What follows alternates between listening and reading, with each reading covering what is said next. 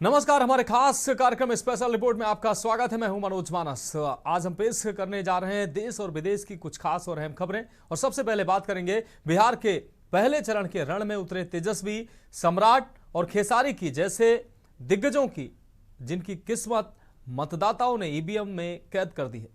वहीं बिहार की समर भूमि में हुंकार भर रहे सीएम योगी पर हमारी खास रिपोर्ट देखिए। साथ ही बर्फ से लिपटे पहाड़ों के मंजर का हम आपको नजारा दिखाएंगे। वहीं चलते चलते बात होगी उन लोगों की जिन्हें आपने ही बनाए, आपको बता दें, अपने ही बनाए आशियाने में खौफ सताने लगा है। तो चलिए अब चलते हैं खबरों के विस्तार में।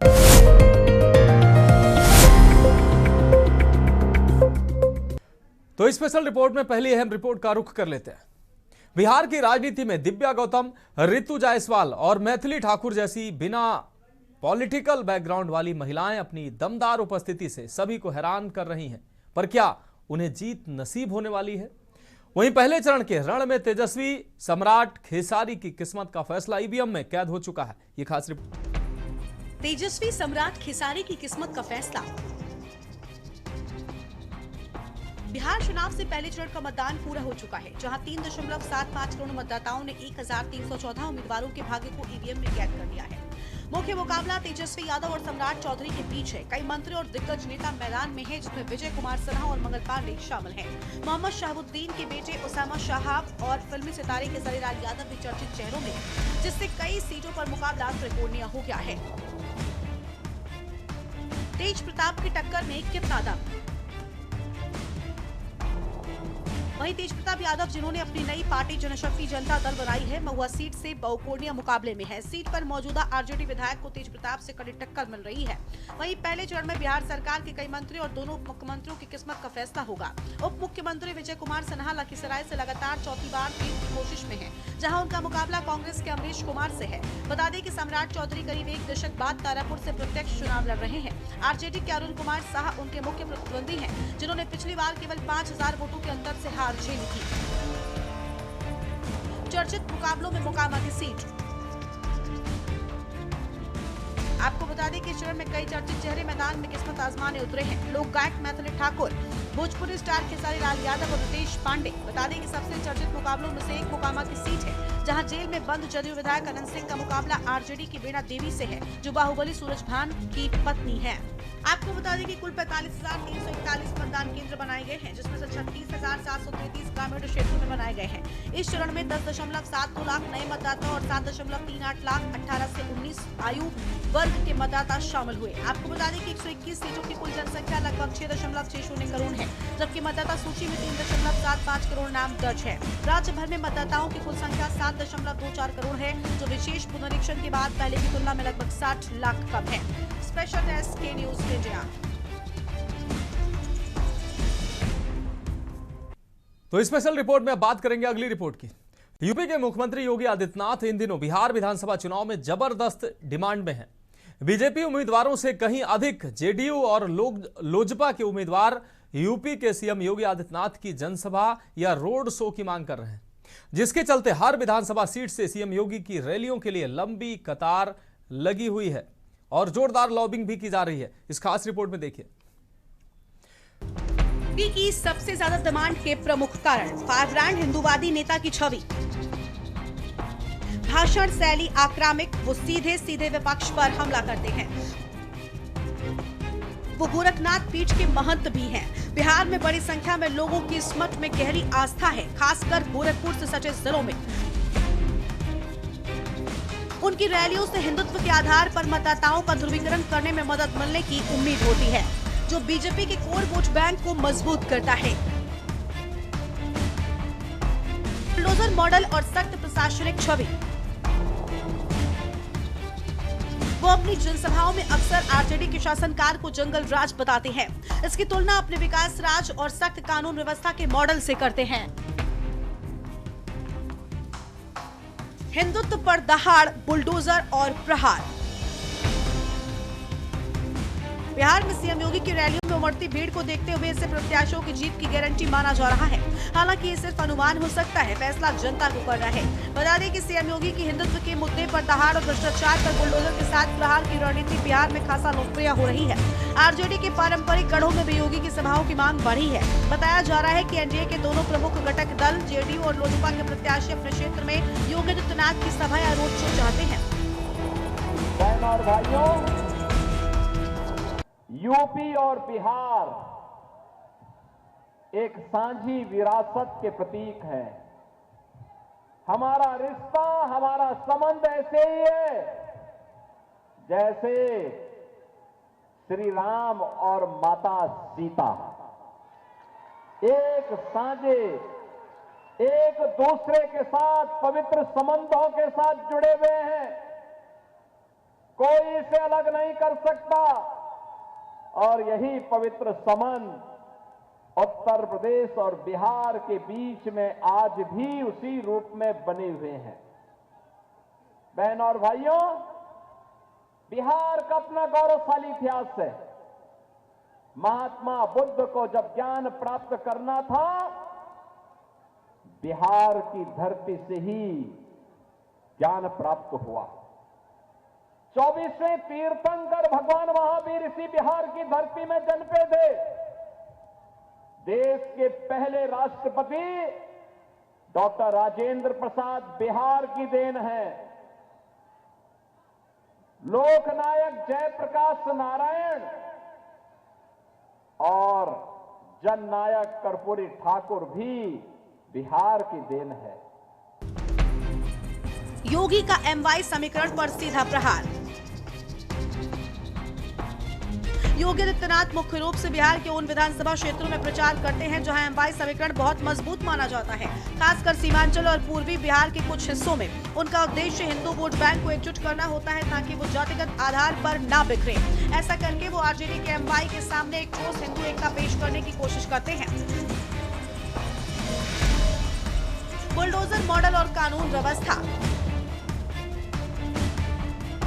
आपको बता दें कि सीएम योगी अपनी रैलियों में अक्सर उत्तर प्रदेश के बुलडोजर मॉडल और भयमुक्त शासन का जिक्र करते हैं। ये सीधे तौर पर आरजेडी के शासनकाल, जिसे विपक्षी दल जंगल राज कहते हैं, पर निशाना साधते हैं और माफिया व अपराधियों के खिलाफ सख्त कार्रवाई की छवि पेश कर रहे हैं, जिसका मतलब अल्पसंख्यक समुदाय के कुछ तत्वों पर सख्त कार्रवाई से भी जोड़ा जाता है।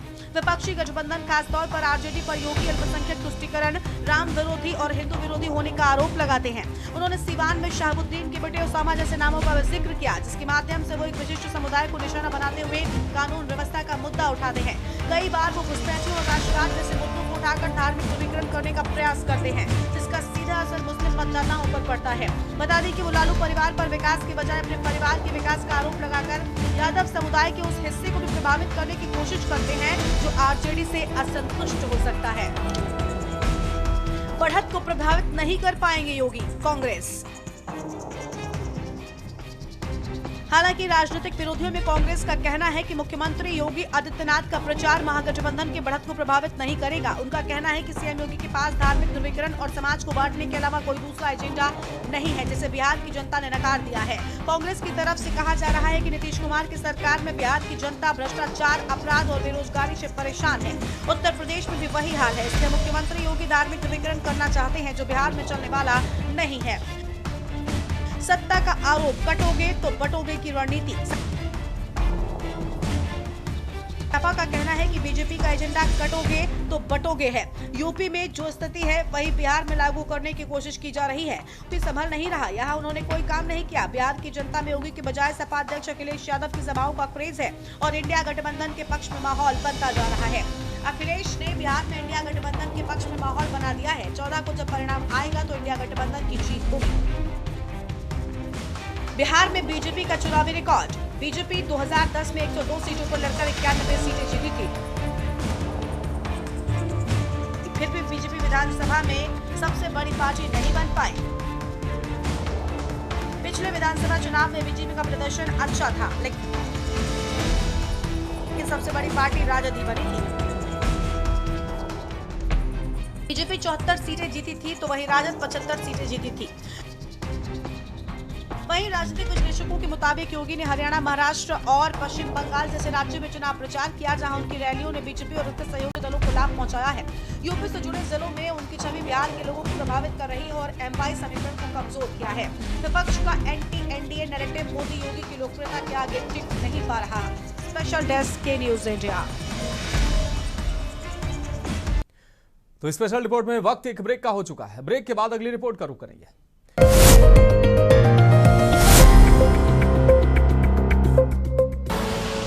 आप देख रहे हैं का सारथी।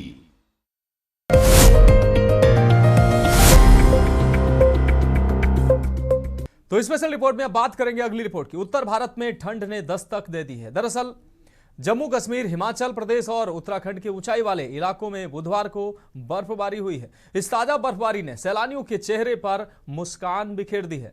मौसम के मिजाज पर यह खास रिपोर्ट देखिए। पहाड़ी राज्यों में इन स्थानों पर बर्फबारी। गुलमर्ग, पहलगाम, श्रीनगर, जम्मू कश्मीर, शिमला, मनाली, लाहौल स्पीति, हिमाचल प्रदेश,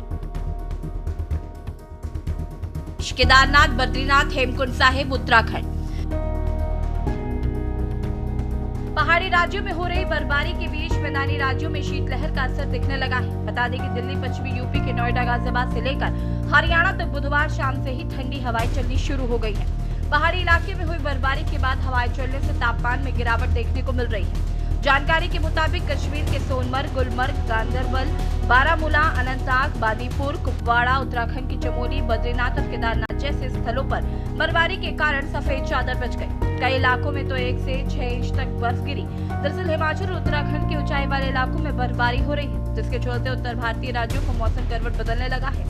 बता दें कि हिमाचल के लाहौल स्पीति, किन्नौर, रोहतांग, दर्रा, कुल्लू और पहाड़ी दर्रों पर भी हिमपात हुआ। बर्फ से लगभग पहाड़ों का नजारा मनमोहक है। दरअसल मौसम की स्थिति लगातार बदलती रहती है, जो पश्चिमी विक्षोभ के कारण देखने को मिलती है।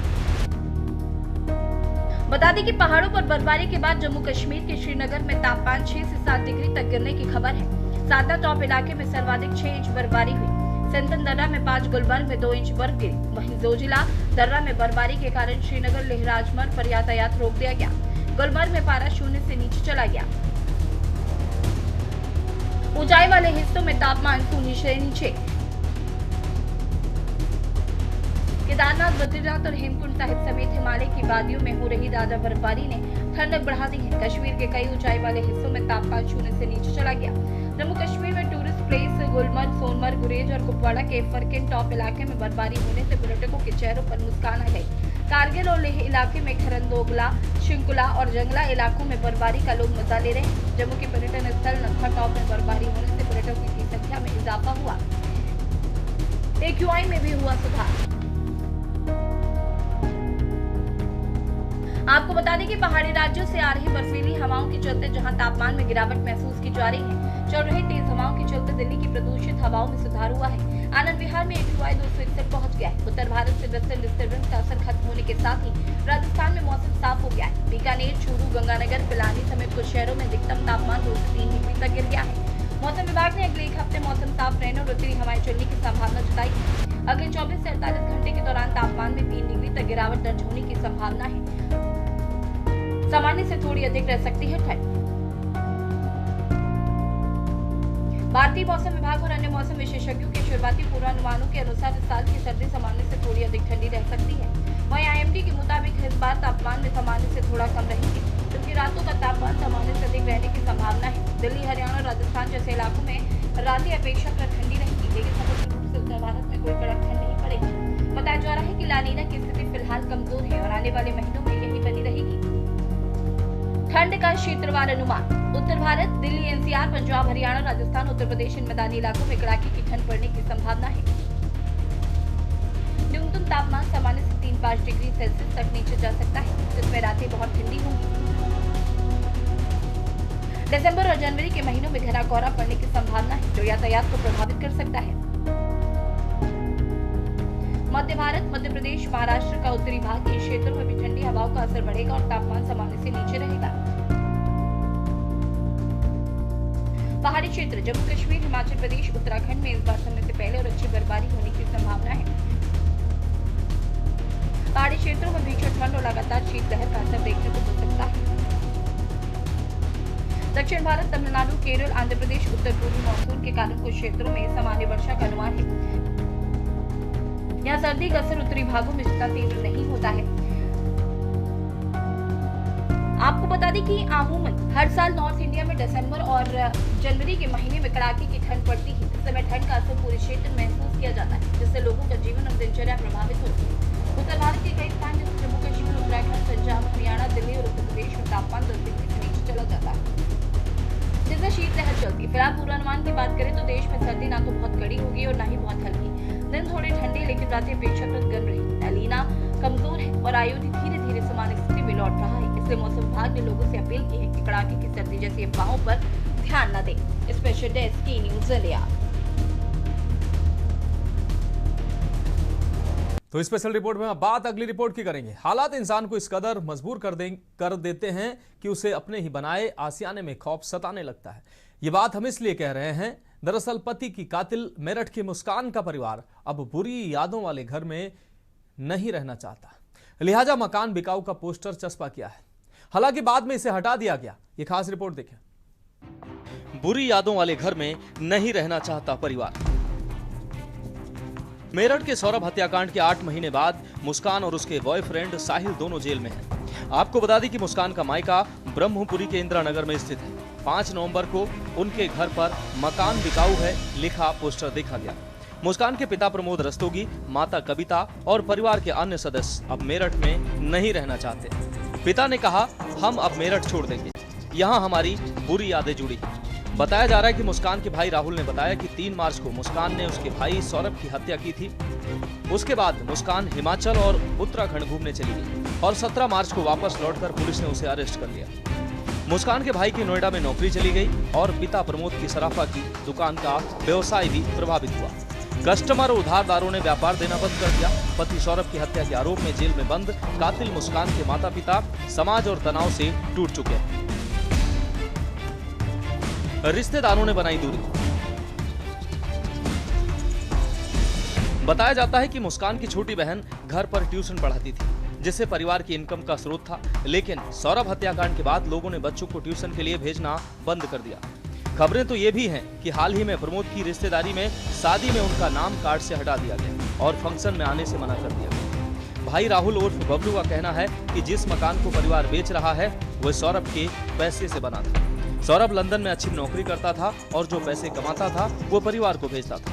इसी से मकान बनाया गया। पड़ोसियों का कहना है कि मुस्कान के कृत्य के बाद से पूरा परिवार समाज से कट गया है। किसी भी सामाजिक कार्यक्रम में अब उन्हें बुलावा नहीं आता है। इस गहरे तनाव के चलते ही हाल ही में प्रमोद रस्तोगी की तबीयत बिगड़ गई थी। पड़ोसियों के अनुसार दिवाली के दिन भी वे डिप्रेशन में थे, जिसके बाद उन्हें एम्बुलेंस से अस्पताल में भर्ती कराना पड़ा। पड़ोसियों ने बताया कि प्रमोद रस्तोगी कुछ दिन पहले भी चीखते चिल्लाते फिर रहे थे कि गहरे तनाव में थे। इसी कारण उन्होंने अपने मकान पर मकान बिकाऊ है का पोस्टर भी चस्पा कर दिया था। हालांकि बाद में उसे खुद ही हटा दिया। माना जा रहा है कि सामाजिक बहिष्कार और ठप हुए कारोबार के कारण मुस्कान के माता पिता अब मेरठ शहर छोड़कर कहीं और जाने का मन बना रहे हैं। आपको बता दें कि मुस्कान ने बॉयफ्रेंड साहिल के साथ मिलकर पति सौरभ की हत्या की। उन्होंने खाने में नींद की दवा मिलाई और फिर सौरभ के सोते समय उसके सीने में चाकू घोंपकर हत्या कर दी थी। साहिल ने लाश को 4 टुकड़ों में काटकर नीले ड्रम में सीमेंट के घोल में डाल दिया। इसके बाद दोनों हिमाचल और उत्तराखंड घूमने चले गए। वहीं 17 मार्च को मेरठ लौटकर पुलिस ने लाश बरामद की। मुस्कान 19 मार्च से मेरठ जिला जेल में बंद है और वह गर्भवती भी है।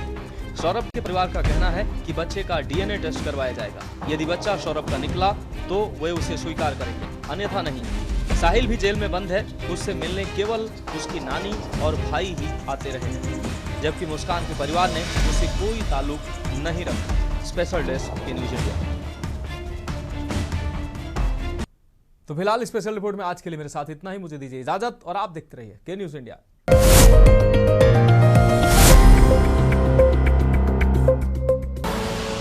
आप देख रहे हैं के न्यूज, खबरों का सारथी।